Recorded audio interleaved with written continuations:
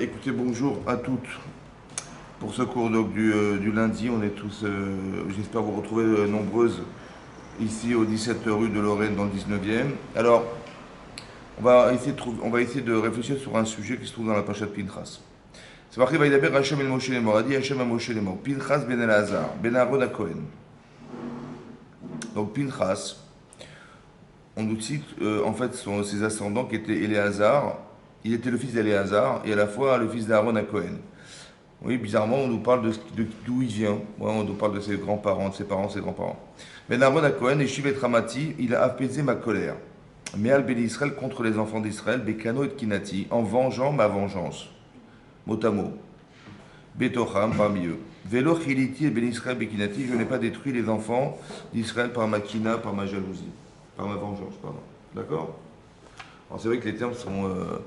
Est-ce qu'ils sont appropriés les termes à votre avis? Est-ce que Dieu il se met en colère? Est-ce que Dieu il se venge? Est-ce qu'il est que. Non.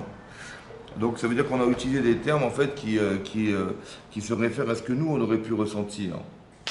Hein? Parce que de quoi il s'agit en fait? Il s'agit d'un homme qui s'appelle Zimri Ben Salou, qui faisait partie de la tribu de Shimon. Et cet homme en fait, qu'est-ce qu'il a fait? Il a demandé à Moshe Rabbeinu est-ce qu'il pouvait épouser la princesse de Midian, qui n'était pas juive. Et il lui dit surtout n'interdis pas, parce que toi tu as épousé la fille de Yitro qui était de Midian. Et donc, qu'est-ce qui s'est passé? Donc, ils ont eu une relation. Et Pinchas, il est venu, en fait, il est venu, entre guillemets, venger la vengeance d'Hachem. Ça va? Ça veut dire quoi la vengeance d'Hachem? C'est quoi la vengeance? La vengeance, c'est une frustration. D'accord? Mais non, c'est un peu comme. Parce qu'en fait, le mot kin'a, d'après les commentateurs, on le retrouve que dans la Vodazara. Que Hachem, il va se venger lorsque on pratique de l'idolâtrie. Maintenant, c'est quoi l'idolâtrie? L'idolâtrie, c'est de penser qu'on peut trouver d'autres dieux ailleurs, ou un autre dieu ailleurs. Oui, donc c'est comme dans un couple, si quelqu'un, Chazé Shalom, il trompe l'autre, cette trahison, elle crée une kina, une jalousie ou une vengeance. On va vouloir se venger contre la personne. C'est un peu pareil, ce sentiment, il est un peu commun à celui d'Hachem, entre guillemets, parce que Hachem n'est pas jaloux ni quoi que ce soit, mais on peut comprendre la jalousie, on peut comprendre le fait d'être vengeur ou vengeresse dans ce cadre-là. Et c'est ça qui va se passer. Ça veut dire que dès l'instant, pourquoi Avodazara et pourquoi ici, dans le fait d'avoir cette relation avec cette femme qui n'est pas juive? Parce que c'est ça qu'on a transgressé, en fait, le lien, l'alliance. Oui, parce que cette alliance n'a pas lieu d'être. Et donc c'est pareil. C'est comme s'il y avait eu une sorte de dérapage et d'essayer de retrouver ailleurs ce qu'on ne trouve pas chez soi. Et c'est ça la kina. Donc, et rétablir le sens, le ressenti qu'on peut avoir du fait que Pinchas, il va vouloir on va dire, venger Hachem entre guillemets, ça veut dire soulager Hachem de quelque chose qui était un dérapage, quelque chose qui allait, comme si il venait faire le shalom, on va dire, voilà, vous comprenez, il venait faire le shalom entre Hachem et le reste. Et ce que fait Rabbi Zimri Ben Salou, qui est le chef de la tribu de Shimon, il est représentatif d'une tribu, et donc il est nassiste, un chef de tribu, donc vous comprenez la responsabilité qu'il a, l'image que ça renvoie, et le fait de transgresser la Torah à ce niveau-là, c'est de permettre un courant qui va pouvoir se créer, Chazé Shalom, de gens qui vont sortir de la Torah. C'est pour ça que c'est grave, c'est ça. Donc l'assimilation, elle est là. Vous avez compris? La vengeance, il n'y a aucune vengeance derrière, c'est le sentiment de se venger contre quelque chose qui est une trahison. Voilà. Et donc c'est ce qu'il va devoir faire. Le problème c'est que, ce qui va être écrit dans la Torah, il faut essayer de le comprendre. Ici c'est marqué qu'Hachem, il a été vengé, entre guillemets, par cet homme qui était Pinchas. La reine, sur cela, est mort, je dirais, il n'est ni notelno et briti shalom. Donc il va lui donner cette alliance de shalom. Il a fait le shalom, il a remis de l'ordre dans le désordre. Veitalo luzaro, et ça sera pour lui sa descendance, Brit Keunat Olam, une alliance de Keunat Olam. En fait, Pinchas n'est pas Cohen, il est fils de Cohen, il n'est pas Cohen. Parce que la Keuna qui a été donnée à Eliazar et à Aaron avait été donnée après sa naissance. Donc il n'était pas censé être un Cohen, Pinchas. Mais il va devenir Cohen parce qu'il a fait une mitzvah particulière, celle-ci, l'alliance qu'il a créée avec Hachem. C'est ça le Cohen en fait. Qu'est-ce que c'est que le Cohen? Le Cohen, c'est celui qui fait le lien de shalom, on va dire de paix, entre l'homme et Hachem. Quand on faute, on amène un korban. Et donc on se repentit devant Hachem, on apporte un sacrifice, mais c'est ce qui va faire le shalom en fait, puisqu'on regrette ce qu'on a fait, on remet en question ce que nous sommes. Alors ça, Hachem, il est d'accord d'accepter cette teshuva par le biais du korban. Qui c'est qui va être l'intermédiaire du shalom entre Hachem et les hommes, ben, c'est le Kohen. Et c'est ça la Kivunat Olam. Tachat Asher Kineh l'Elokav, après qu'il ait vengé son Dieu, l'Elokav, Veichaper à Ben Israël, qu'il aura expié sur les enfants d'Israël. C'est-à-dire que par cet acte-là, il a sauvé tout le peuple juif. Quoi. Veshem Ishi Israël Amouka, Yesher Ukad Midianit, Zivri Ben Salou, donc on nous cite cet homme qui s'appelait Zivri Ben Salou, Nassi Bet Av, il était le chef de la maison de Bet Av, la Shimoni. Il faisait partie de la tribu de Shimon. Veshem Aisha à Midianit, et donc celle qui était la Midianite, Kozbi Batso Rosh Umot Bet Av, Bemidianou, donc elle faisait partie de Rosh Bet Av, elle était une princesse de Bet Av, etc. D'accord. Qu'est-ce qui va se passer? Donc il a fait deux choses. Comment il s'appelle? Pinchas, il a fait deux choses. Un, mais il a fait un Kiddush Hashem. Oui. La Gemara dit qu'il y a eu 10 miracles. 10 miracles qu'il a eu dans cette opération. Et à part ça, il a évité une catastrophe. Parce que la Magefa, elle a tué 24 000 hommes, 24 000 personnes, ça s'est arrêté là. Mais ça aurait pu être beaucoup plus grave. Beaucoup plus grave. Et donc le fait qu'il ait fait cet acte-là, ça a arrêté la Magefa. Mais non, ce qui est bizarre, ouais, c'est pour ça que c'est intéressant. C'est un paradoxe quand même. Parce qu'il a assassiné un homme pour arrêter l'épidémie. Et ça s'appelle un acte de shalom. Vous voyez le truc ou pas? Ouais. Assassiné parce que c'est pour qu'il touche Hachem. Michel Bérard. Mais c'est un meurtre ou pas? Oui, quand même. C'est un meurtre ou pas? C'est un meurtre ou pas? Un meurtre. Si ça bloque. C'est un meurtre. Ah, si c'était un meurtre. Dites oui, dites oui. Difficile à dire. C'est pas difficile, non, c'est un meurtre, d'accord? Mais non, elle est où la frontière? D'abord, comment d'expliquer qu'un meurtre, ça peut être un acte de shalom?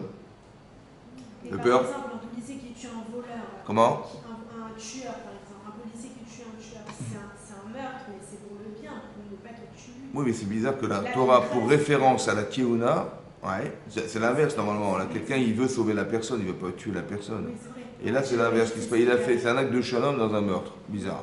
À part ça, elle est où la frontière entre la misva et le meurtre? Mais là, il a fait une misva, là. Oui, parce que c'était pour Hachem. Elle est où la frontière, madame? Par exemple, vous allez voir, il y a quelqu'un qui a assassiné Rabin. Il y a des gens, ils se suicident dans les bus pour soi-disant, je sais pas quoi, d'accord, une idéologie qui veulent des... Ils pensent qu'ils ont fait une misva ou pas? C'est une bonne action ou c'est un crime ou pas? Elle est où la frontière entre le crime et la misva? Si la personne a fait une avéra, c'est... Mais nous, je veux savoir, lui, il croit qu'il... Attendez, elle est où la frontière? La preuve que c'est comme ça. La preuve que c'est pas simple. Rachid expliquait. Je vais vous lire Rachid. D'accord? Rachid est Pinchas ben Elazar à Cohen. Donc Pinchas qui est le fils de Elazar, qui est le fils d'Aaron à Cohen. Les fils Shahu à Shvatim et Vazimoto. Parce que les Shvatim, les chefs de tribu, les Shvatim en général, pardon, les tribus, mais Vazimoto, elles le dénigraient Pinchas. Et Riten ben Poutizé, Shepitem Aviyimur Agalim Avod Kochavim. Vous avez vu ce fils de gaveur d'animaux là? Comme ça il le traitait. C'était qui? C'était son grand-père qui était Yitro. Il était Mefatem, il gavait des animaux pour la Vodazara. Ouais. Voilà ce qu'il a fait. Ve'arag Nassi, comment? Le grand-père de Pinchas. Le grand-père de Pinchas. Ouais, Yitro, ouais. Le grand-père de Pinchas, c'était côté mère. Côté mère. Maintenant il dit comme ça. La Vodazara Kocham, Ve'arag Nassi Sheu d'Israël. Ça va? Parce qu'en fait, avant, il était marié à une sœur de Tzipora. Pas Aaron, non. C'était Eliazar à Cohen. Le fils de. En fait, sa mère, c'était la fille de Yitro. T'as raison trop, nous, hein. Donc, en fait, il était à la fois le neveu de Moshe et le beau-frère de Moshe. C'est ça? Ouais. Et donc, les gens ont assimilé cet acte comme un acte criminel. Parce qu'ils ont dit, bah oui, t'as vu de qui il descend? Il descend de Yitro. Comme ça, il a dit. Donc, il était un Oved Avodazara. Les Fichas, c'est pour ça, Ba'akatouv, via le verset, Veyechasso achar Aaron. On l'a affilié à Aaron à Cohen. Tu aurais pu croire que c'est un acte criminel. Bah oui, parce que de qui descend? Il descend de quelqu'un qui faisait Avodazara, qui était complètement... il n'y avait pas de Dieu dans l'histoire, vous voyez? Et donc, quelque part, on peut imaginer que cette tendance, en fait, on la retrouve chez ses petits-enfants. On dit non, tu t'es trompé, ne cherche pas du côté de sa mère, mais cherche du côté de son père. Et son père, c'est Eliazar, fils d'Aaron à Cohen. Rodef Shalom. C'est un acte de Shalom qu'il a fait. Vous avez compris le problème? Ça veut dire où est-ce que se trouve... D'abord, c'est intéressant de voir que l'état dans lequel il est, Pinchas, c'est un mélange entre deux tendances. Ouais. Et ces deux tendances, elles peuvent créer une ambiguïté parce que je ne sais pas, est-ce que cet acte, il est traduit comme un acte criminel parce qu'il descend de quelqu'un qui faisait Avodazara, hein. C'est-à-dire qu'il n'est pas crédible, ce monsieur, parce qu'il est prêt à... Ses ascendants, hein, c'est des gens qui étaient des gens qui étaient en dehors de la Torah. Donc ils pouvaient transgresser la Torah, c'était pas grave, on pouvait tuer des gens, quand on fait Avodazara, c'est qu'on s'est choisi son Dieu, on s'est choisi ses lois. Et donc on peut faire ce qu'on veut. Donc on peut traduire le fait que Pinchas, il ait tué un homme parce qu'il descend de Yitro qui était... c'est vrai qu'il a fait Tchouva Yitro, mais avant... C'était un idolâtre, et donc pas forcément crédible, et c'est ça qui est problématique. Alors il dit non, il descend d'Aaron à Cohen, c'est un acte de shalom. Maintenant, elle est où la frontière entre la misva et le crime? Ça va? À Passera, hein, le Stipler, le Rabbi Yaakov Kanievski, qui était le père de Raphaël Kanievski, il pose une question. Il dit pourquoi la Torah a besoin de nous dire, ouais, elle aurait besoin de nous dire que l'épidémie s'est arrêtée. Ouais, et qu'il est devenu Cohen. Ça suffisait de dire qu'il a fait un Kiddush Hashem, mais si on n'a pas forcément compris pour l'instant ce qu'il a fait comme Kiddush Hashem, il a sanctifié le nom de Dieu. Bon, bah ça suffisait pour dire qu'il a eu droit à être un Cohen. C'est vrai. Qu'est-ce qui a fait qu'il est un Cohen? Parce qu'il a fait le shalom entre Hashem et les hommes. Ça suffisait pas pour dire ça, pour la vie. Et grâce à ça, il a pu arrêter l'épidémie. Pourquoi nous avoir rajouté le fait qu'il ait arrêté l'épidémie? Ça va? Alors. Parce qu'il a prié beaucoup aussi. Comment? Il a beaucoup prié. Oui, mais en quoi le fait? Ça suffisait de dire, pourquoi on a tout mélangé ici? On a mélangé le fait qu'il ait sanctifié Hachem en faisant un acte pareil, hein. Deux, que cet acte-là a pour conséquence d'avoir arrêté l'épidémie. Je n'ai pas besoin de savoir ça maintenant, pour dire qu'il a fait le shalom, etc. Il suffisait de dire, il a fait un kiddush Hachem, il a sanctifié Hachem. Est-ce que vous avez compris? Parce que je m'adresse à la caméra. Très bien. Alors, là, lui, il explique comme ça, écoutez bien. Il y a Gemara dans Kiddushin. La Gemara dit, vous savez, il y a des mitzvot, pas beaucoup de mitzvot, sur lesquels on reçoit l'usufruit dans ce monde. Et le capital, il est réservé au monde futur. Parce qu'on ne peut pas payer une mitzvah dans ce monde. C'est impossible. C'est pourquoi? C'est pas la valeur. Hein? Il n'y aurait pas assez. C'est infini. Il n'y a pas assez. Chazak. C'est marqué, la Gemara dans Kiddushin a dit là-bas, au nom de Rabbi Shimon et Sel Halacha, Sachar, Behai, Halma, Lika. Sachar, le salaire dans ce monde, Lika, il n'y a pas. Il n'y a pas. Pourquoi il n'y a pas? Parce qu'il n'y a pas de quoi payer le salaire du monde futur. Ça veut dire que si vous deviez concentrer tous les plaisirs qu'on a pu avoir de toute l'humanité, de la création du monde à aujourd'hui, un paquet, ça ne peut pas payer une mitzvah. Parce que ce n'est pas monnayable. Le spirituel ne se monnaie pas. Il n'y a pas de quoi payer. Ça va? Voilà. Maintenant, on peut avoir l'usufruit. Par contre, l'usufruit, ça se paye. L'usufruit, ça veut dire la conséquence de la mitzvah. Mais comment ça marche? Alors là-bas, la Gemara explique comme ça. Il y a un passage dans la Torah qui dit Tzadik kitov. Tzadik kitov, un tzadik qui est bon. Pri ma'alalehem yochelu. Le fruit de leur labeur, ils mangeront. D'accord? Demande Rava dans la Gemara, ça veut dire quoi tzadik kitov? Quand il y a un tzadik tov et un tzadik qui n'est pas tov, il y a un bon tzadik et un mauvais tzadik, hein, pour dire qu'il est tov celui-là. Il va être tzadik. Tzadik, pri ma'alalehem yochelu. Tzadik. Pourquoi tu dis tzadik kitov? Alors il dit comme ça. Qu'est-ce qu'on appelle un tzadik kitov? Un tzadik qui est bon. C'est un tzadik qui fait une mitzvah, d'accord? Qui est ben adam lamakom, ça veut dire qui concerne ce que Hachem a demandé, et la chavero et son prochain. Ça va? Ça s'appelle kitov. Mais si quelqu'un fait une mitzvah ben adam lamakom et qui n'est pas la chavero à son prochain, alors il n'y aura pas d'usufruit. Prima alalem yochelu. Le fruit de leur travail, ils mangeront. Le fruit, c'est l'usufruit. Ça va? C'est-à-dire que c'est en même temps. Comment? C'est en même temps. C'est-à-dire en même temps. Vis-à-vis d'Hachem et vis-à-vis de son prochain. Il faut que je fasse une mitzvah qui va faire que, par exemple, vous allez recevoir des gens chez vous, achnasatochim, d'accord? Et bien vous avez fait une mitzvah, vous avez fait du chesed, qui Hachem ordonne de faire, et vous avez fait plaisir à votre prochain. C'est ça une mitzvah qui est à la fois la makom, la chavero. Cette mitzvah-là, elle vous permet d'avoir l'usufruit de la mitzvah dans ce monde. Vous avez des bienfaits dans ce monde qui n'ont rien à voir avec le capital. C'est les intérêts, un peu les intérêts dans ce monde. Ah, c'est pour ça honorer ses parents, on a une longue vie si on honore. Alors c'est quoi la longue vie? Ça veut dire quoi la longue vie? Ça veut dire qu'on est payé. Votre vie va se rallonger sur Terre? Non, de là-bas. Comment on peut rallonger dans le lamaba? C'est possible ou pas de rallonger dans le lamaba? C'est possible? Non, puisque c'est éternel. Donc alors c'est quoi la Rikhut Yamim alors? C'est quoi l'allongement? C'est que vous avez une part dans le monde futur, c'est ça l'allongement. C'est pas que ça va s'allonger. C'est que vous avez droit à un monde qui est coulo à roh. Voilà. Maintenant, Là-bas, ce que je vous explique comme ça. Donc, il est marqué dans la Gemara, comme ça. Mais pourquoi c'est marqué ça? Parce que toutes les mises sur lesquelles c'est marqué Ve'ararta yamim, tes jours se rajouteront, alors on a l'usufruit. La Gemara dit, pourtant, c'est marqué aussi dans Shiluach Haken. Vous savez que si vous avez une mitzvah, vous avez un nid d'oiseau, et vous avez la mère qui est en train de couver ses œufs, ou bien il y a déjà des oisillons, il y a une mitzvah qui est une loi irrationnelle de chasser la mère et de récupérer les oisillons. Ça va? Et c'est marqué Ararta Yamim comme c'est marqué dans Kibud Aven dans plein de mitzvahs. Et sur ce, l'Agma répond non. Pourquoi il n'y a pas? Parce que ces mitzvahs qui concernent soit Hachem, c'est vertical, mais pas horizontal. Vous avez compris? C'est pour ça que là-bas, il n'y a pas d'usufruit et c'est pas rapporté dans la Mishnah. Bien que c'est marqué Ararta Yamim, tes jours s'allongeront, mais ça ne rentre pas dans les critères qui sont les critères de soi et son prochain. Vous avez compris? C'est ça que l'Agma dit. En tout cas, je vois que dès l'instant où je fais une mitzvah, Madame la Chavero, ça marche. Bien, écoutez-moi bien. Vous savez comment il est devenu Cohen, dit le Stapler,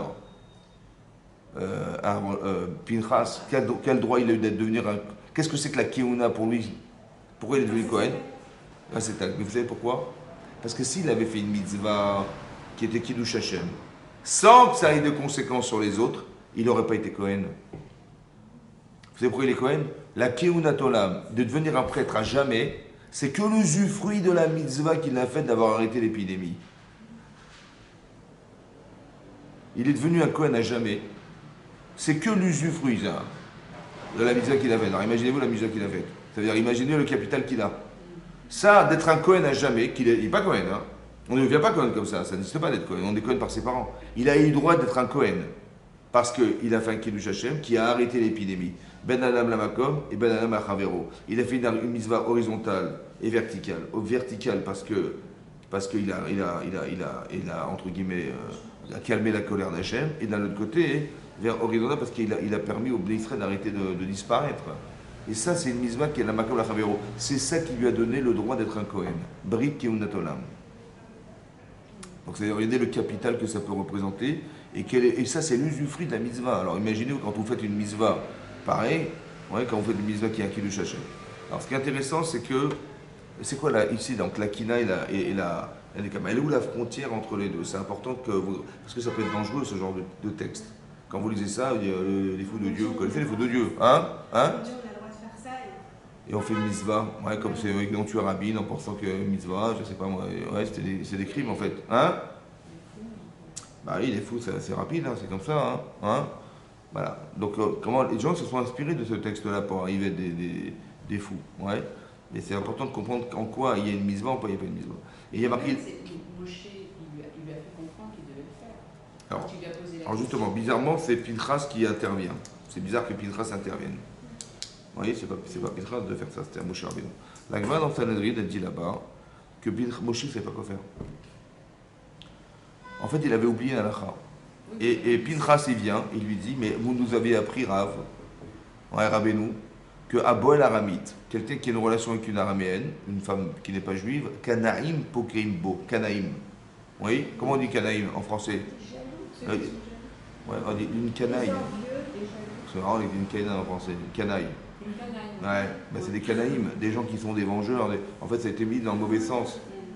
Ouais. Mais non, qu'est-ce qui se passe? Vous avez dit à la Canaïm, des gens qui sont des canaïmes, des gens qui sont des vengeurs. Il dit si tu t'en rappelles, c'est à toi de le faire. Et donc il a été. Mais dit la Gemara, ce qu'a fait Pinchas, c'est une halakha. Mais en morinken, on n'a pas le droit d'être mort à halakha. C'est-à-dire quelqu'un qui dit tiens, Rav, est-ce que vous pensez que je peux faire ça? Il y a des gens qui ont. Voilà, il y a des gens qui vivent avec des non-juifs, etc. Est-ce que je peux me permettre d'aller les planter? Il dit non, El morinken. On n'est pas mort à halakha, ça veut dire on n'enseigne pas cette halakha aux gens. Pourquoi on n'enseigne pas cette halakha? Vas-y, il se prend comme ça, monsieur. Il y a. Hein? Pourquoi tu le fais? Si tu le fais dans ton intérêt, tu vois, mais si c'est ça, je vais être comme Pinchas à Cohen, bah super, je vais avoir du fric. C'est un criminel. Parce qu'il le fait pour qui? Pour lui. Bah oui, dans l'intérêt d'avoir dans les journaux, on a remarqué, tu sais quoi, voilà.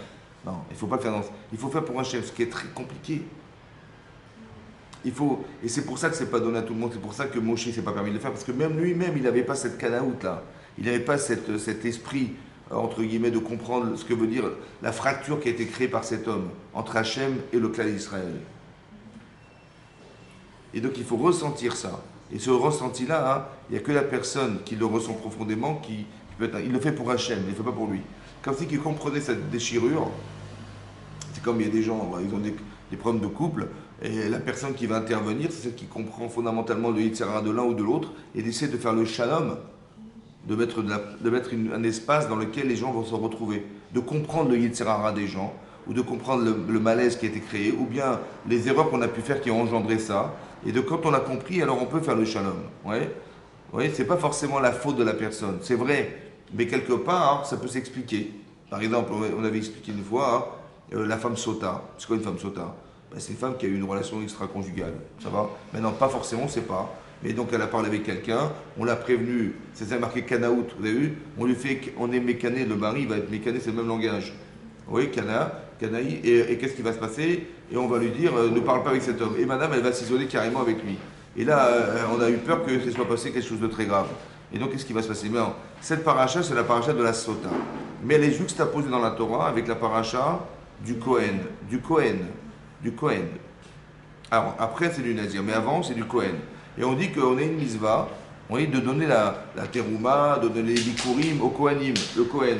On a une misva. L'Agma dit, pourquoi Rachid amène? Mais pourquoi dans la Torah, on a juxtaposé la paracha du Kohen, où on dit que c'est des choses que nous possédons, mais qui lui reviennent, avec la paracha de la Sota de la femme qui est soupçonnée d'adultère? Pourquoi on a juxtaposé deux parachutes? Pourquoi il y a une logique de proximité dans les sujets? Pourquoi? Alors il dit parce que si quelqu'un, dit Rashi, c'est dans Sota, que si quelqu'un il va pas donner ce qui revient au Kohanim, ouais, j'ai de l'argent, ouais, je gagne de l'argent, mais il y a quelque chose, il y a une part de ce que je gagne qui revient au Kohen. Si la personne n'a pas été capable de faire une chose pareille, c'est-à-dire de pouvoir rendre à qui de droit ce qu'il a gagné, parce que c'est pas son argent, c'est du Kohen, alors il va amener sa femme chez le Kohen. Lui, monsieur, ouais, il ne donne pas au Kohanim, mais sa femme, elle va subir un truc pareil parce que vous avez compris que c'est difficile à comprendre. Hein. Comment c'est possible de faire que madame, elle va subir une chose pareille, elle va tromper son mari parce que lui ne donne pas trop au Kohen, ou il ne donne pas ce qui revient au Kohanim. Qu'est-ce que ça a à voir? Alors, je pensais comme ça reste entre nous, mais je pense comme ça. J'espère que c'est lui. Si quelqu'un, hein, il sait qu'il a des biens, mais il est persuadé que ça lui revient, mais il y a une partie de ce qu'il a qui ne lui revient pas, qui revient au Kohanim. Il n'est pas capable de partager, de comprendre que ce Kohen-là, il n'a pas de terrain, il n'a pas de parnassa, il n'a rien du tout. J'ai besoin de lui, mais qui se débrouille. Quand j'ai besoin d'amener un sacrifice, j'ai besoin de lui. Quand j'ai fait une faute, j'ai besoin de lui. Mais qui se débrouille. Sa subsistance qu'il aille la chercher. C'est pas moi qui vais l'entretenir. Mais Hachem, il dit non, il faut que tu l'entretiennes. L'autre, il va être en souffrance. À cause de quoi? De la carence de ce que je lui dois. Mais je ne suis pas en souffrance de sa carence. Alors qu'est-ce qui va se passer en couple à votre avis? Sa femme elle a besoin d'être aimée, ça va de sentir femme dans son couple, sa femme elle a besoin de... Et lui il ne va jamais rien donner, il ne va jamais rien partager. Il ne sait pas comprendre la souffrance des autres et de combler parce que c'est une nécessité. Donc il a quelque chose à donner mais il ne donne pas. Qu'est-ce que vous croyez? Une fois, deux fois, trois fois, 10 fois? Une femme, elle ne se sent pas femme, elle trouve quelqu'un d'autre qui la respecte, qui la considère. Tout de suite ça bascule. Vous avez compris? D'un côté, elle a fait une erreur. Mais il est un peu responsable. Vous comprenez ce que je veux dire? C'est pour ça que le shalom, c'est de comprendre ce que tu vois, c'est ce que tu as pu entraîner. Ça va? Parce qu'elle n'est pas folle, ta femme. Donc si elle a fait ça, c'est qu'elle ne se sentait pas femme, ou elle manquait d'affection, elle manquait d'amour, elle manquait de quelque chose, elle ne se sentait pas. Donc elle a été voir ailleurs. Elle a été chercher ailleurs ce qu'elle ne retrouve pas en couple. Elle a fait aussi une erreur, elle. Pourquoi? Parce qu'elle a été chercher ailleurs. Donc les deux sont fauteurs. De faire le shalom, c'est d'expliquer à l'un et à l'autre que l'un, il aurait dû donner, et l'autre, elle n'avait pas besoin d'aller se voir ailleurs. Il fallait qu'elle soit capable de le retrouver dans sa vie de couple, à elle, ou d'expliquer à son mari qu'elle souffre de ça. Et que s'il vit avec une femme qui lui fait la tête toute la journée, il a gagné. Alors que s'il veut qu'elle soit heureuse avec lui, il faudrait qu'il soit capable de partager des sentiments, des cartes bleues. Vous avez compris, c'est ça qu'il faut partager, c'est ça? Ouais. Oui. Comment L'empathie. L'empathie, ouais. Il y a sympathie et l'empathie, exactement. Maintenant, vous avez compris, c'est ça. Et donc le manque, c'est ça le manque. Si la personne ne comprend pas le manque, elle ne peut pas faire. Elle peut pas. Ici, c'est pareil. Est-ce que je comprends la souffrance qu'Hachem il a de voir que les gens ils font un vodazara, ils sont idolâtres? Est-ce que je ressens le fait qu'Hachem il voit des gens qui s'assimilent et qui se marient et que le peuple s'autodétruit? Alors si quelqu'un il est en souffrance de ça, ouais, en fait il veut remettre de l'ordre de la justice dans ce domaine. Alors il va marquer le coup. Ici, ce qui est très intéressant, c'est que Zimri Ben Salou, c'est un chef de tribu. Donc c'est très grave ce qu'il est en train de faire, parce qu'il est en train de faire une fracture dans le peuple juif qui est énorme. C'est pas le simple citoyen qui dévie de la loi, c'est le représentant de Shimon, vous avez compris? Maintenant, pourquoi il a fait ça? Et comment il est arrivé à ça? La Gemara dans sa Sanhedrin, elle dit qu'en fait, Shimon, Zimri ben Salou, ils sont venus voir, les gens de sa tribu, ils sont venus voir Zimri ben Salou, qui était le chef de la tribu de Shimon. Et ils lui ont dit comme ça. Il dit, mais je comprends pas. Quand il y a des trop grands problèmes dans le peuple juif, ouais, et ben Moshe et Aaron se consultent, mais ils ne viennent pas te voir toi. Alors que toi, tu as connu Yaakov Avinu. Et le Barsha, qui a commentaire du chasse, il dit qu'il avait au minimum 250 ans. Il avait minimum 250 ans. C'était un vieillard. D'accord? Et en fait, il s'est senti vexé. Et la vexation qu'il a eue, elle a été jusqu'à ce qu'il voulait montrer que, genre, il était apte à pouvoir trancher la lara. Et il a été voir Moshe, il a dit, écoute, tu veux épouser cette fille-là, et ne dis pas non parce que tu as épousé la fille de Midian. Mais la réaction qu'il a eue, c'est une réaction de frustration qu'on a créée chez lui. Comment ça se fait qu'il ne vient pas te consulter alors que tu es quelqu'un qui a connu Yaakov Avinu, les grands de ce monde, et ça l'a fait, et voilà. Et donc on voit ici aussi un principe, que plus on vieillit, plus on croit qu'on est neutre. D'accord? Alors qu'en vérité, c'est le contraire. Pourquoi c'est le contraire? Parce qu'on a de l'expérience. Il s'est senti vexé. Donc on n'a pas respecté cet homme. Et comme on n'a pas respecté cet homme, alors il a été frustré, ça emmène ça. Pourquoi c'est comme ça? Parce que plus on vieillit, plus on n'est pas forcément capable d'exprimer physiquement des choses. Mais qu'est-ce qui nous reste en tant que vieillard? Qu'est-ce qui nous reste? Le respect. Et si j'enlève le respect, qu'est-ce qui reste? C'est pour ça que quand les gens ne respectent pas les personnes âgées, elles se laissent dépérir. Vous avez compris? Parce qu'il ne me reste plus rien. Si j'ai pas de respect, si je ne suis pas respecté pour ce que je représente, à quoi ça sert de vivre? Si quelqu'un il est actif, il dit bon, même c'est pas grave, il ne me respecte pas, je vais faire ma vie. Mais là, il ne peut pas la faire. Et ce qui est un paradoxe, pourquoi? Parce que la personne intéressante, c'est pas la petite bonne femme qui a 25 ans ou qui a 20 ans. Elle a l'énergie, mais elle n'a rien dans la tête. Et l'autre, elle est vieille, mais elle n'a pas de quoi exprimer. Vous avez compris? Vous avez compris ça? Donc c'est pour ça que là, elle dit de toute façon, je m'en fous, même si elle me dédie que je m'en fous, c'est vrai, j'ai pas grand chose dans la tête, mais je sais que je vais y arriver. Donc elle a l'énergie qui va avec. Par contre, l'autre, il lui reste que le kavod.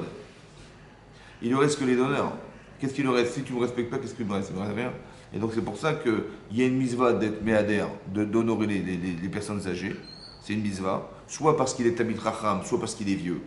Il y a le vazar tapen et zaken, tu dois honorer le zaken. Soit c'est zeshekana chorma. Zaken, c'est la contraction que celui qui a acquis la chorma, la sagesse, donc c'est un tamid racham, même s'il a 35 ans et tamid racham, on le respecte. Ou alors il n'a pas de Torah, mais il est vieux. Et cette vieillesse, elle doit être respectée. Pourquoi? Parce que c'est cette vitalité c'est ce respect qui va donner la vitalité de cette personne. Et si je lui enlève ça, il ne reste plus rien. Et c'est ça qui va se passer. Plus il a vieilli, et plus il avait un devoir d'être respecté. Or, mais il ne te respecte pas, ils ne viennent pas te consulter. Quand il y a des problèmes, ils viennent, entre eux, ils discutent, mais ils ne viennent pas te parler à toi. Et c'est ça qui l'a vexé, c'est ça qui a entraîné que. Vous avez compris? Voilà. Et donc, ce que je veux vous dire, c'est que à chaque fois, il faut bien comprendre que ce n'est pas gratuit tout ça. Ce n'est pas neutre. Il y a des choses qui vont engendrer des situations. Ouais. Si vous arrivez à comprendre que finalement, la conséquence de la faute qui est d'avoir eu cette relation avec cette femme n'est que la conséquence de quelque chose. On parle d'un nasi quand même, c'est quelqu'un qui est Nerat Shamaim. Qu'est-ce qu'il peut faire que du jour au lendemain il bascule comme ça? Il faut comprendre que c'est des choses qui sont déstabilisantes. Et c'est ça qu'il faut comprendre. Le problème, il n'est pas dans ce qu'il a fait, mais dans ce qu'il était lorsqu'il a fait. Donc c'est la frustration. Oui, c'est la frustration qui a engendré que. Vous avez compris? Voilà. Cette violence exprimée par Zimri ben Salou sur Moshe Rabbeinu, qui est de dire, mais il est quand même violent parce qu'il s'adresse à la référence chez Moshe Rabbeinu. Il dit, je vais l'épouser cette fille-là. Et ne me dis pas non parce que voilà ce que. Tout en comprenant qu'il y a avant Matan Torah et après Matan Torah. Il y a avant le don de la Torah. Ce qui a pu faire Moshe, c'était avant le don de la Torah. Mais après le don de la Torah, c'est fini. Mais lui, le kavod, il est tellement énorme, il a frustration tellement forte qu'il n'est pas capable de raisonner. Mais il va se rebeller contre la référence qui est Moshe Rabbeinu, un peu comme Korah qui se rebelle par frustration. Vous avez compris? Maintenant, d'où ça vient ça? D'où ça vient ça? Ouais, chez lui. Oui, mais d'où ça vient la racine, la source de ça? Vous savez d'où ça vient? Non, ça vous dit rien? Non? Dommage. Ça vient de Shimon. Vous vous rappelez de Shimon? Qu'est-ce qu'il a fait Shimon? Shimon et Lévi, là-bas il y a marqué, là-bas Yaakov il dit Bika Alam, dans leurs assemblées, Al-Tarigodi. Ouais. Et c'est marqué, ou Besodam, dans leurs secrets. Et dans les secrets, il parlait de ces secrets-là. Ce secret-là, je ne veux pas non plus t'associer. En fait, ce que tu vois là, Zimri Ben Salou se rebeller contre Moshe Rabbeinu, c'est la conséquence de ce que Shimon a fait. Mais est-ce qu'il a été juste dans sa démarche, Shimon? Il a dit, ma soeur, elle a été abusée par... ils ont transgressé les lois de Noir. Ben, ils devaient être jugés, donc j'ai pris mes armes et j'ai été faire... C'était légitime ou pas? Légitime, mais c'était pas avec le faire. C'était ça. Ça veut dire qu'on fait des choses, en fait, mais pourquoi? Parce que ma soeur, quoi, c'est une femme de la rue, hein, pour que tu fasses une chose pareille, par frustration. C'est-à-dire que l'amitié ou la fraternité, c'est une force, mais ça peut être une force qui va contre soi-même. Il n'a pas respecté ma soeur. Vous avez compris ce que je veux dire? Et cette frustration-là va engendrer de la violence. Mais c'est de la vengeance. C'est de la vengeance, mais qui n'est pas répertoriée dans la Torah comme quelque chose de juste. Il a utilisé des armes. Pinchas, il a utilisé des armes. Ah oui, il a pris sa lance. Mais vous avez vu ce qui se passe, c'est incroyable. Qu'est-ce que ça veut dire à votre avis? Là-bas, ce qu'ont fait Shimon et Lévi, c'était interdit par la Torah. Il ne faut pas l'utiliser. Cette arme, elle est utilisée par ces armes de Esav. Nous, on n'est pas des gens, on est des gens qui parlent. Vous avez compris? Nous, on a la parole.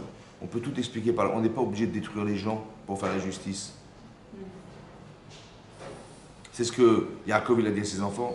Mais vous avez fait, et ce que vous avez fait, mais vous m'avez mis en danger parce que maintenant, tous les peuples qui sont proches du peuple de Shrem Ben Hamor, ils vont vouloir nous attaquer, vous avez mis en danger. Pourquoi? Parce que la violence entraîne de la violence.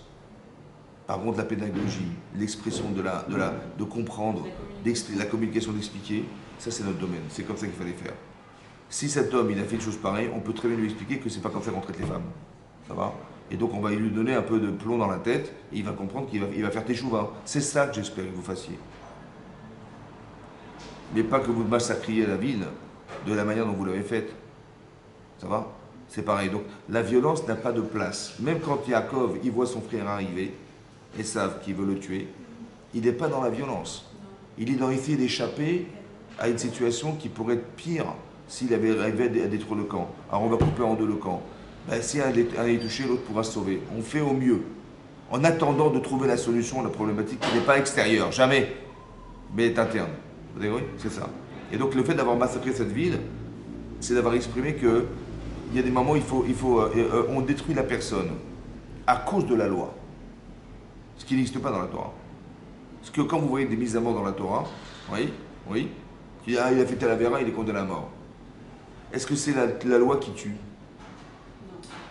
Alors comment ça fait qu'il est condamné à mort? C'est l'homme qui tue. Hein? C'est l'homme qui tue, c'est pas la loi.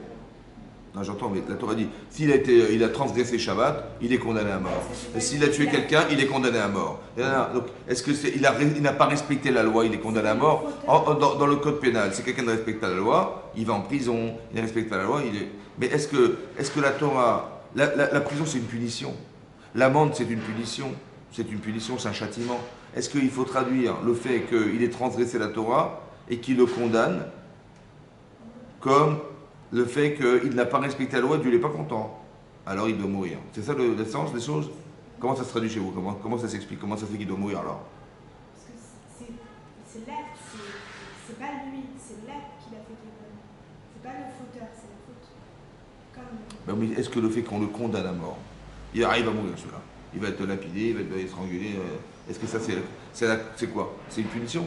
Il n'a pas respecté Hachem, alors il va être puni? C'est quoi? Comment vous avez traduit ça? Oui, mais en fait, il ne passe jamais à l'acte. Parce qu'en fait, il n'est pas puni. Parce que s'il fait tchouva, ou qu'il amène un corban, ça y est, c'est fini. Très bien, très bien. Mais je veux dire que quelque part, le fait qu'on le condamne, est-ce que c'est de la punition à l'expression de ce Non, qui... je pense que le fait qu'on le condamne, c'est pour qu'il s'amende. Et qu'il essaie... Bon, mais à un moment donné, s'il n'a pas été amendé, il va mourir. Hein. C'est clair. Alors, comment ça se fait? Mais c'est contraire à ce que vient de dire? C'est contraire, vous avez compris ou pas? Alors, il faut comme ça. C'est marqué comme ça. Dans un passage, c'est marqué Alpi Shnaim Edim. Alpish Naïmedim, par la bouche de 2 témoins, ou de 3 témoins, ou Shloshaidim, Yumat Amet. En français, Yumat sera condamné à mort, le Met, le mort. Comment ça, Yumat Amet? Il est marqué Yumat Amet, il sera condamné le mort. Non, il sera condamné l'accusé à mort. Pourquoi il est marqué Yumat Amet? Ça veut dire que la condamnation à mort, est-ce que c'est une condamnation, une punition de mort, ou c'est parce qu'il est mort qu'on le tue? La condamnation n'est pas la mise à mort. C'est l'expression de ce qui est mort. Vous avez compris aucun rapport. Quelqu'un qui frappe ses parents, ben il est mort. C'est ça. Il est vivant, il est vivant. Mais il a des valeurs qui en vérité ne s'expriment pas en lui, c'est comme si il était mort. Donc la condamnation à mort, c'est pas qu'on le chasve shalom, on dit non, ça mérite la mort. Non, c'est que ce qu'il a fait de lui un mort. Vous avez compris ça? Quelqu'un qui transgresse Shabbat, pourquoi il est mort? Parce que si tu ne reconnais pas la source de ce qui te fait vivre, t'es mort. Vous avez compris?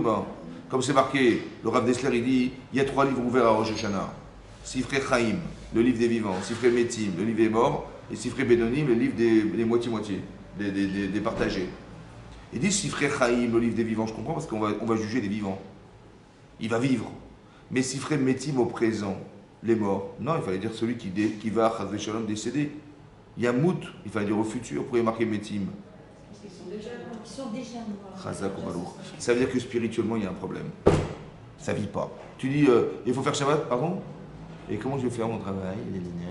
C'est-à-dire qu'il n'a pas mis en équivalence. Les cadeaux. Exactement, c'est ça. Quand on dit Chayev Karet, c'est quoi Karet? Coupé. Il est coupé du monde futur. C'est quoi coupé? C'est clair. C'est qu'il s'est coupé du monde futur. C'est pas qu'on l'a coupé du monde futur. Il s'est coupé lui-même. Vous avez compris? Il s'est coupé tout seul. C'est-à-dire qu'il est dans un état d'état qui ne vit pas. C'est pour ça que les Issourim, la souffrance fait vivre. Pourquoi? Parce que là-bas, il ramène, il y a une Gemara dans le Sota d'Afil Gimel. La Gemara dit là-bas, il y avait 3 personnes qui étaient présentes. L'autre Pharaon, il a dit Abba Nitra Kemalo. Venez, on va s'ingénuer contre le peuple juif. Il y avait Bilam, il y avait Yitro, il y avait Yov. D'accord? Qu'est-ce qu'il a dit, Bilam? Il a dit vous savez ce qu'on va faire? On va faire des camps de travail, on va assujettir les Israël, on va les faire souffrir, on va hein? Non, c'est moi. On va les faire souffrir, on va les faire ce que vous voulez, ok? On va même emburer des enfants quand il n'y aura pas des pierres pour remplacer les briques, qu'est-ce qu'on va faire? D'accord? Bon. Et là-dessus étaient présents Yitro et Yov. Dit la Torah, Yitro il s'est sauvé, Barach. Et Yov, il s'est tué, Shatak, il s'est tué. Et la Torah dit, que Yov, que Ibn Am, il a été assassiné dans Parashat Matot. Parce qu'il a proposé des souffrances, il est mis à mort, il a été mis à mort. Yitro il s'est sauvé, Barach, et Yov il s'est tué. Et lui, donc Yitro qui s'est sauvé, ses petits-enfants, ils ont eu le mérite d'être des chefs des tribunaux dans le Beth Amikdash, dans le sanctuaire, dans le Beth Amikdash, dans le temple. Et ça c'est le mérite qu'il a eu de s'être sauvé.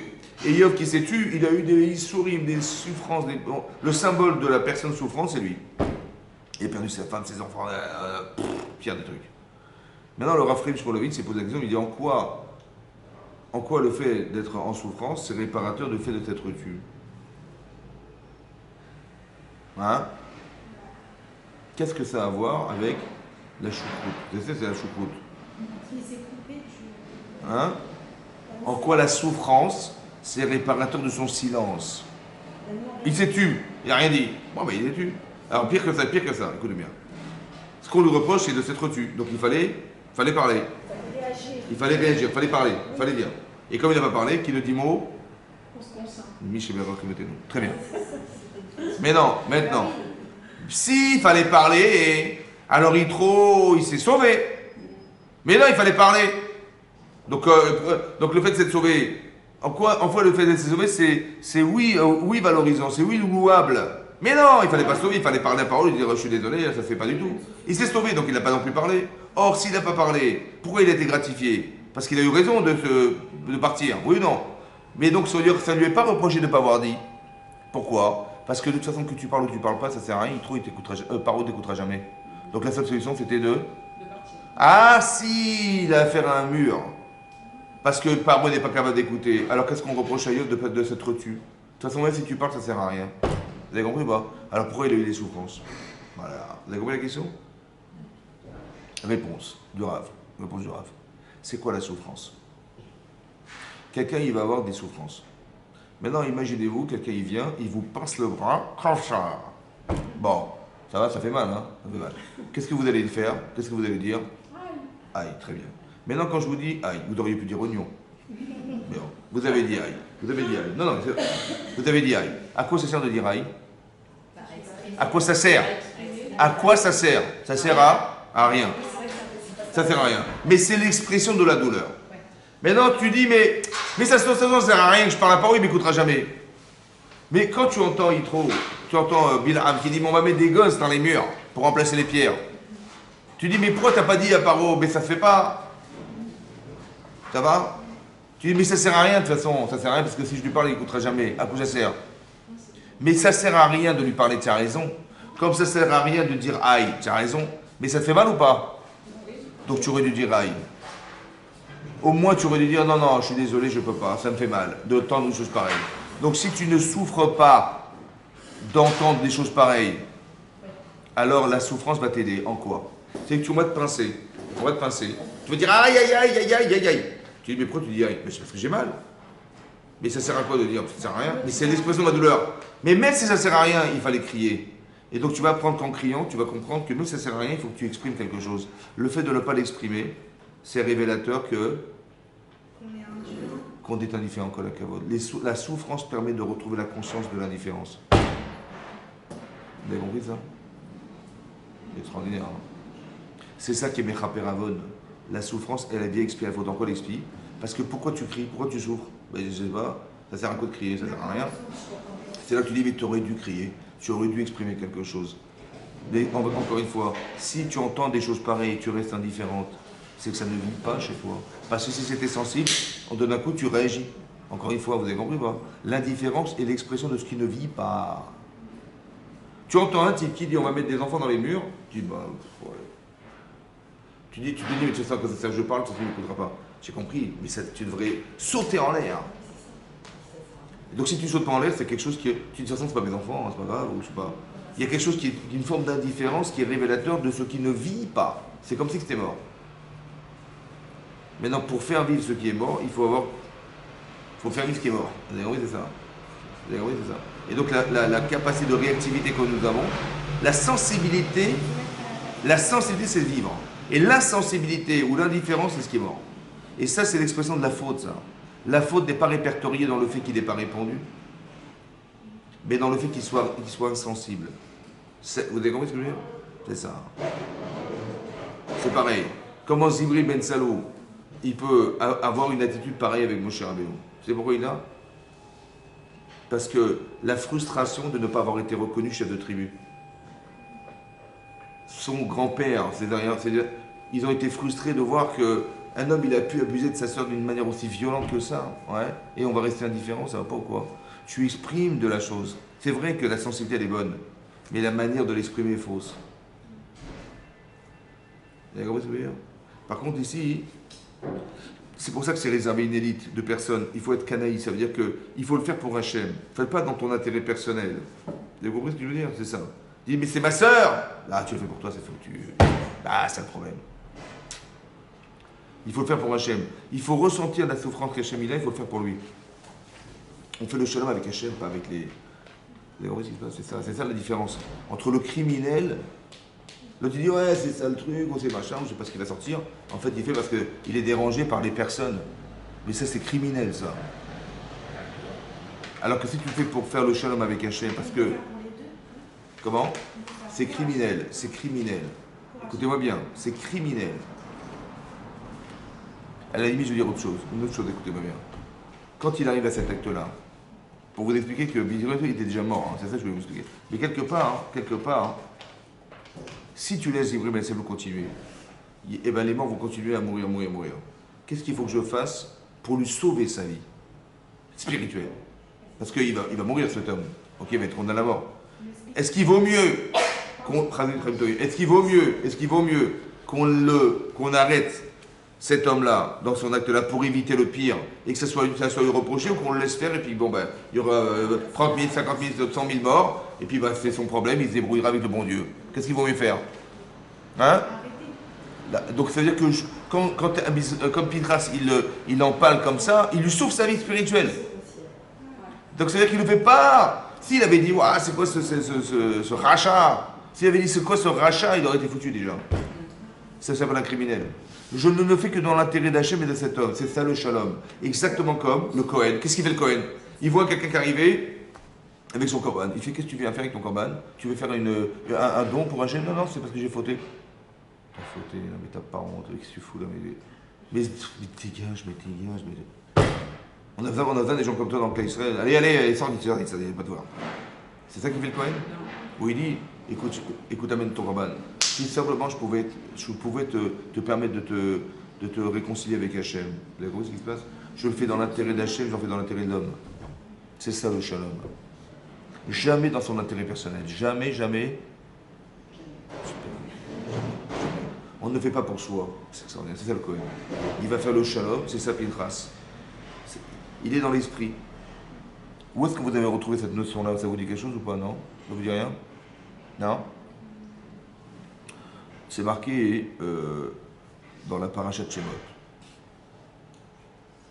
C'est marqué là-bas que Moshe Rabbeinu était prince d'Égypte. Donc il était bien dans le royaume. Bon, il ouvre la fenêtre et puis il voit les Israël qui souffrent. Ils souffrent d'être d'esclaves.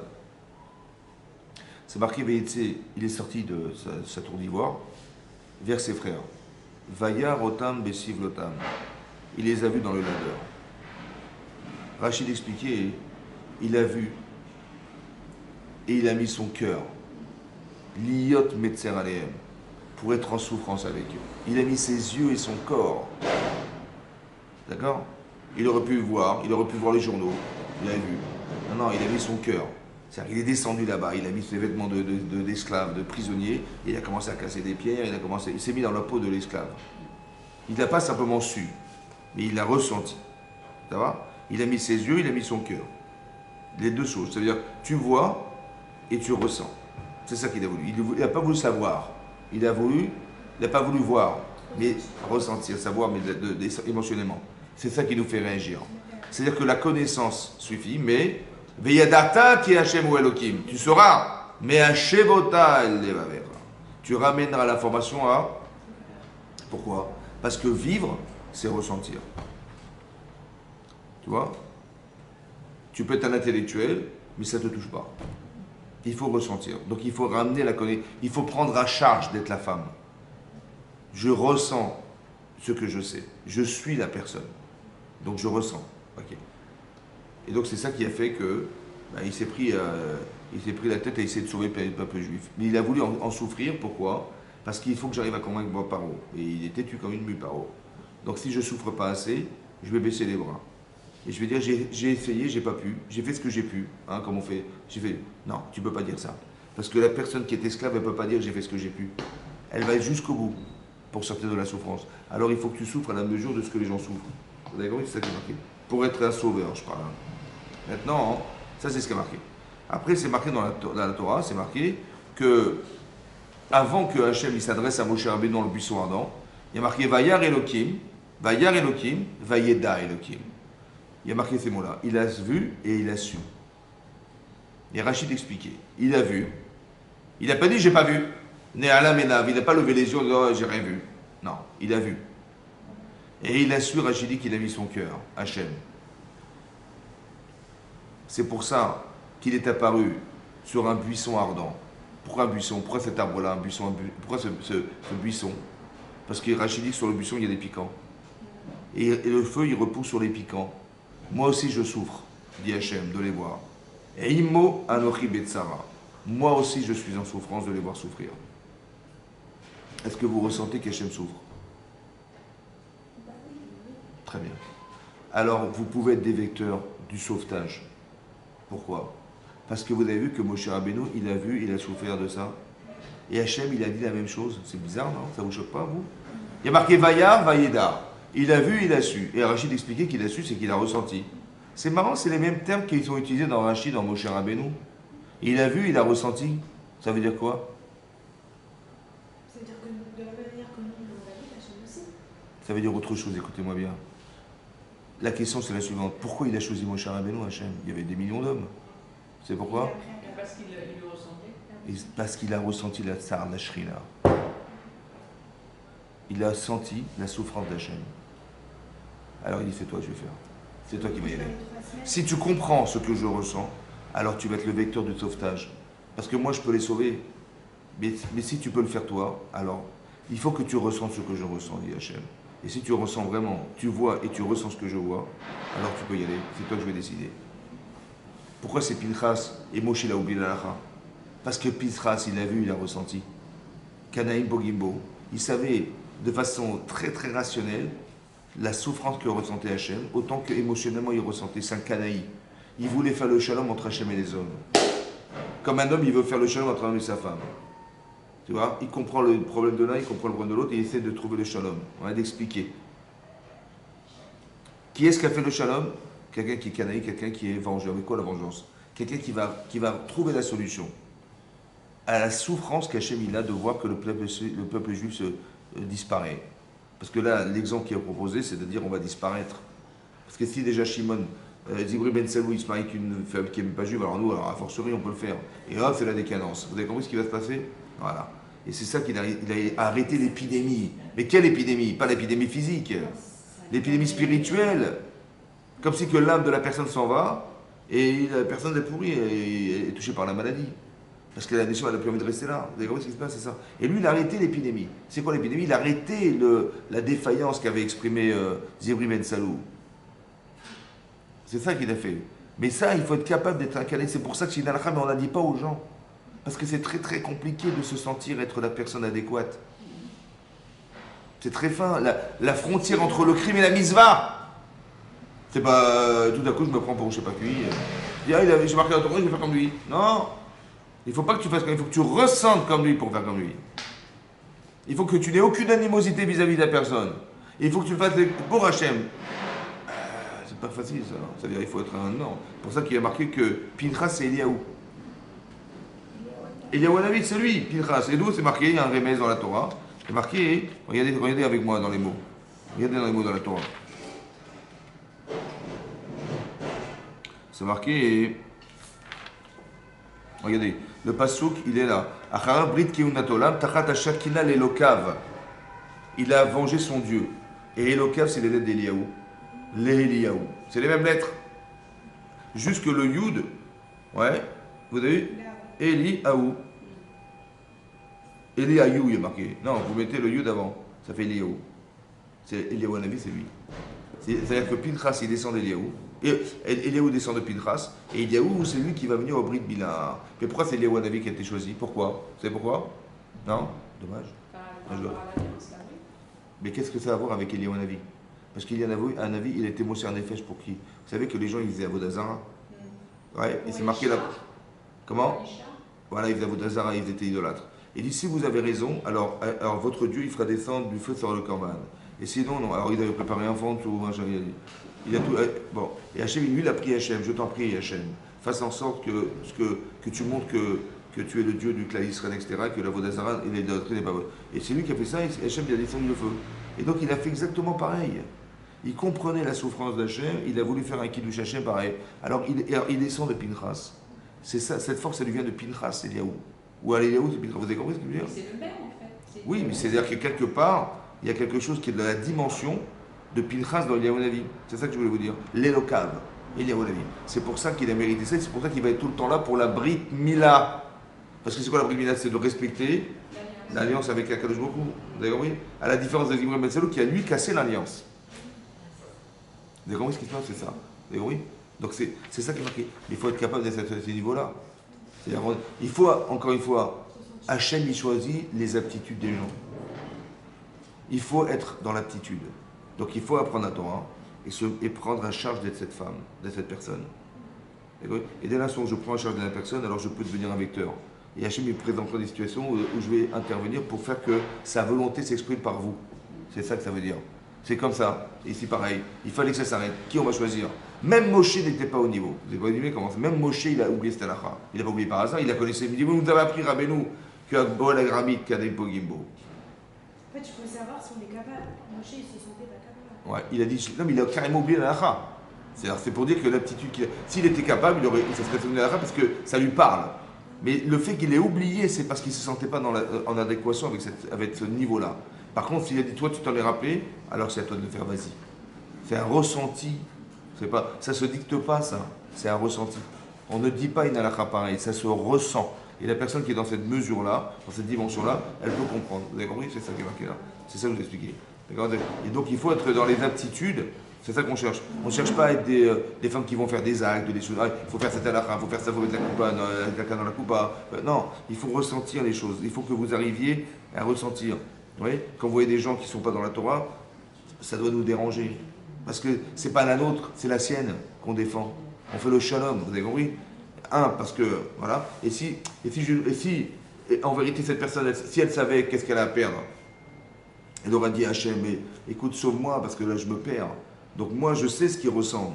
Donc je vais le sauver, parce que lui, il ne le sait pas, mais je vais le sauver, je vais l'aider à retrouver le Gan Eden, je vais réconcilier Hachem avec le peuple juif en le ramenant vers un cadeau de beaucoup. C'est ça qu'on fait. Vous avez compris? Mais ça, c'est parce que tu le ressens que tu le proposes. Après, comment tu proposes? Est-ce que tu fais en tant que réprimande? Tu vas réprimander la personne ou tu vas essayer de trouver les moyens pour... Ouais. Comme une femme, elle m'a raconté, elle est arrivée à l'époque, il y a une quarantaine d'années, elle est arrivée à Neuilly, elle était à la synagogue du Rav Citruc. Ouais. Et donc elle est montée là-haut avec son sac à main, Shabbat, elle était en pantalon. Bon. Et elle arrive là-bas et elle se fait accoster par la rabbinite. Madame Citruc. Elle lui dit, mais madame, rentrez, alors qu'elle a son sac à main.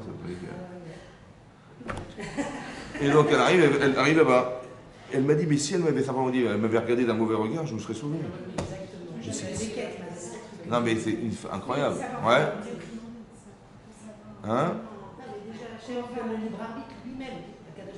Alors il lui a dit, elle est ce qu'elle a dit, elle m'a dit ça, elle m'a dit, quand elle a rencontré Madame Citruc, elle a dit, j'espère que ça ne vous dérange pas si je viens en pantalon. Elle dit, moi ça ne me dérange pas, mais j'espère qu'un jour ça vous dérangera. Et c'est comme ça, elle a dit, elle a adoré, c'est ça qu'elle a fait, elle a fait tchouva. Vous avez compris la forme? Chazak.